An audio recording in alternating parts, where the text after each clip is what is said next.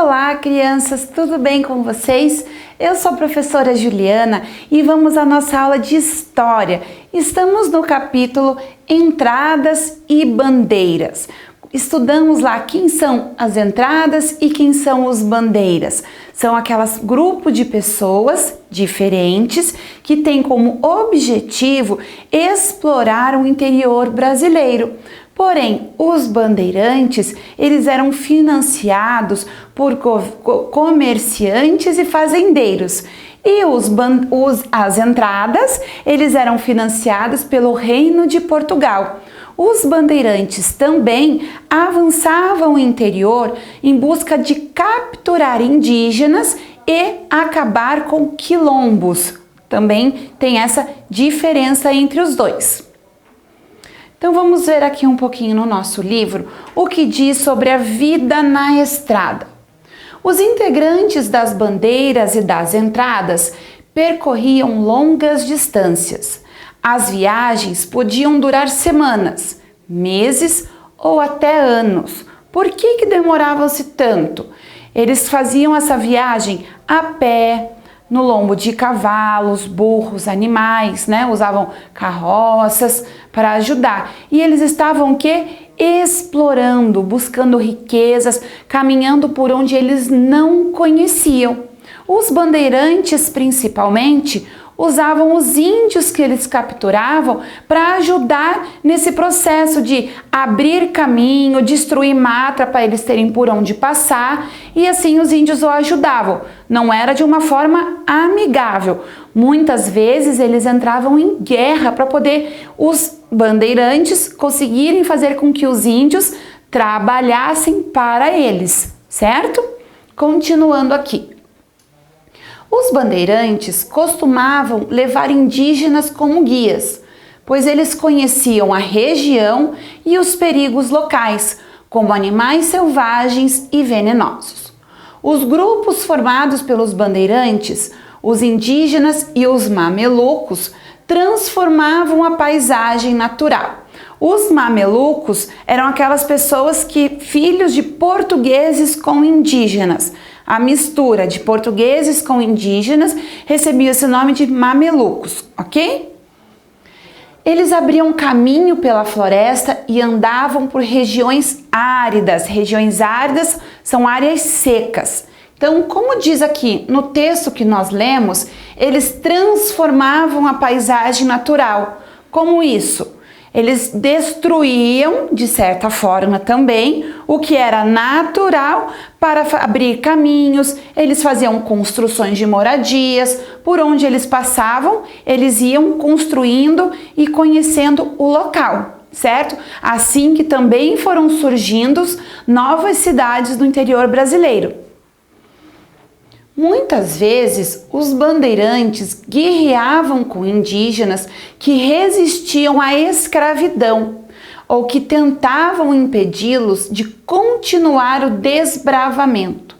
Para se alimentar, além da comida que levavam consigo, os exploradores caçavam e pescavam. Veja bem, pessoal, neste mapa do nosso livro, eu vou aumentar a tela para que a gente possa visualizar juntos, ok? Vou aumentar e mostrar para vocês aqui com a mãozinha do mouse. Veja aqui, esta linha pontilhada por onde eu estou passando com o mouse representa o que era o Tratado de Tordesilhas. Esta parte onde eu estou apontando, que é a minha direita, era dominado pelos portugueses, toda a parte litorânea, que era por onde se entravam os povos para colonizar. Afinal, eles vinham pelo meio marítimo, então eles chegavam pelo litoral. E o outro lado aqui, que é o meu lado esquerdo, domínio espanhol. Foi quando houve essa divisão de colonização brasileira. Domínio português de um lado e o domínio espanhol do outro.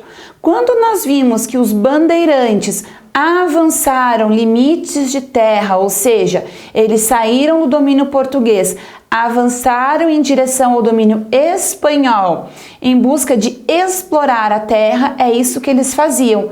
Avançavam aqui, este limite, certo? Então percebam aqui a captura de indígenas, representado pelas setas vermelhas. As setas rosas era mineração, exploração de minérios, certo? Deixa eu ver aqui mais. O sentanismo de contrato, que nós ainda vamos falar sobre isso, ok? E os limites estaduais atuais que ainda estão demarcados aqui alguns, estão vendo aqui? Que são essas linhas mais cinzas, pretinhas aqui, ok? E essas casinhas, digamos assim, em verde, eram as fortificações.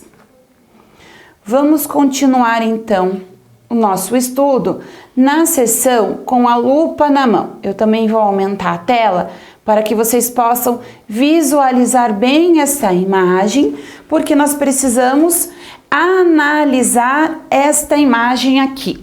Veja esse quadro que se chama Os Bandeirantes, de 1889. Veja aqui, letra A.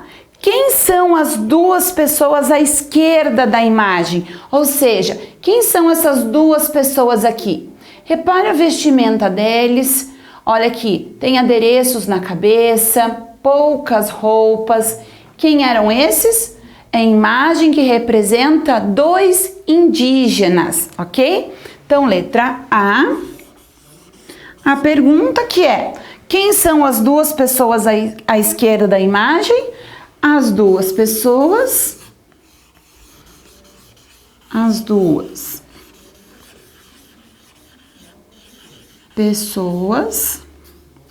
são indígenas, ok? São indígenas. Letra B. Quem são as pessoas deitadas?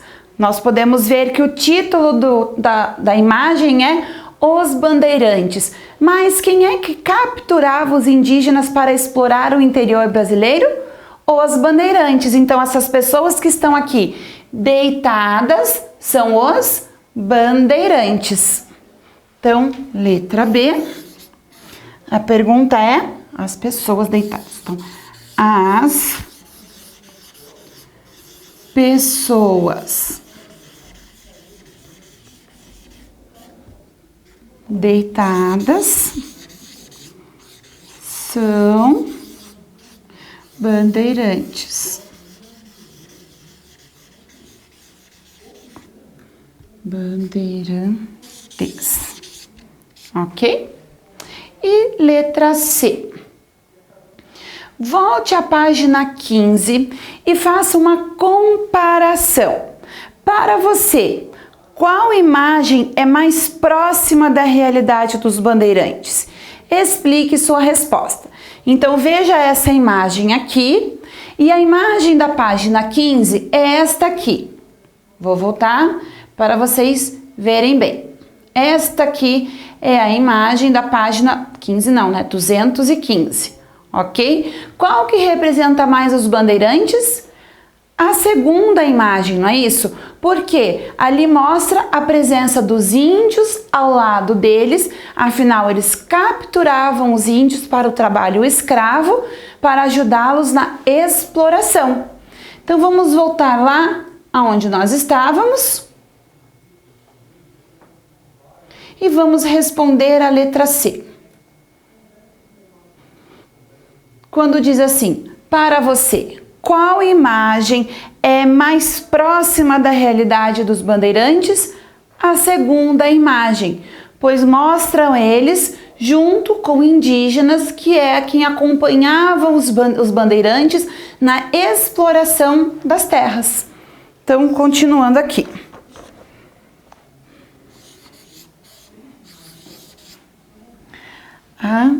Vamos colocar a segunda imagem, tá bom? Vou escrever aqui.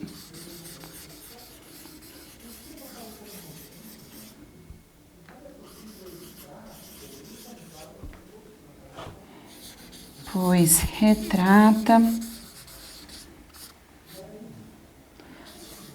a presença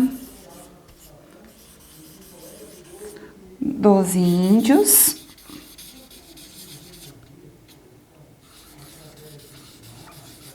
que eram escravizados ou capturados,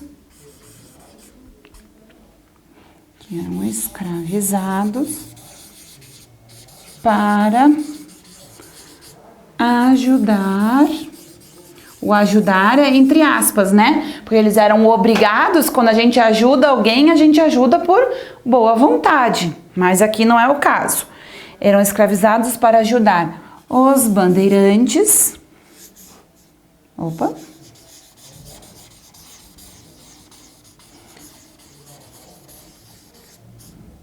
Nas